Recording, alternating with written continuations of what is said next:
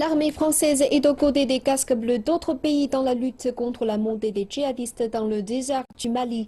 Des groupes radicaux islamistes se sont en effet emparés de la moitié nord du pays après le coup d'État de 2012. Cette insurrection a déstabilisé encore plus une région qui l'était déjà. Pour cette communauté nomade de ce vaste désert du nord du Mali, l'insécurité est quotidienne. Les militaires français qui patrouillent dans la région tentent de combattre l'insurrection djihadiste. Cette femme leur parle des hommes qui sont passés par là. Pour elle, ce sont eux qui ont tué son frère. Après leur départ, j'ai dit à mon frère que j'avais peur de ces gens. Mais mon frère m'a dit qu'ils n'étaient pas dangereux. Il disait qu'il y en avait beaucoup comme eux dans les environs et ils ne nous feront aucun mal. Depuis qu'en 2012, des groupes islamistes radicaux se sont emparés de la moitié nord du pays, l'anarchie prend le dessus dans certaines régions du Mali. De nombreux responsables publics se sont enfuis, provoquant une vacance de certaines fonctions administratives. Même si les rebelles ont été chassés grâce à l'intervention des soldats français, ils n'ont jamais cessé leurs opérations contre les forces de sécurité depuis leur bastion caché dans le désert. Le but du terroriste, c'est de chercher à déstabiliser l'État en fait, en faisant des actes de terreur.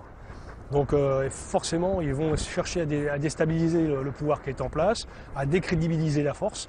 Mais c'est parce qu'on est unis en fait qu'on arrive à reprendre la main petit à petit.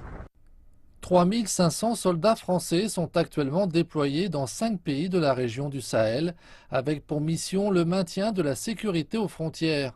Ils sont appuyés par des drones pour contrôler la zone, mais en Afrique de l'Ouest, une récente série d'attaques contre des hôtels et des restaurants fréquentés par des étrangers a mis en lumière un changement de tactique des groupes djihadistes de la région. En mars, des hommes armés avaient tué 19 personnes dans le quartier touristique d'une station balnéaire de Côte d'Ivoire. Bien que les Français ont réussi à chasser les islamistes de leurs centres urbains comme Tombouctou et Gao, ils n'ont pas pu couvrir la vaste partie nord du désert malien, là même où ces gens ont pu se mettre à couvert et se réunir. Ils ne se contentent pas de reprendre des forces, ils étendent leur territoire au-delà des frontières maliennes, dans des pays comme le Burkina Faso et malheureusement plus récemment la Côte d'Ivoire.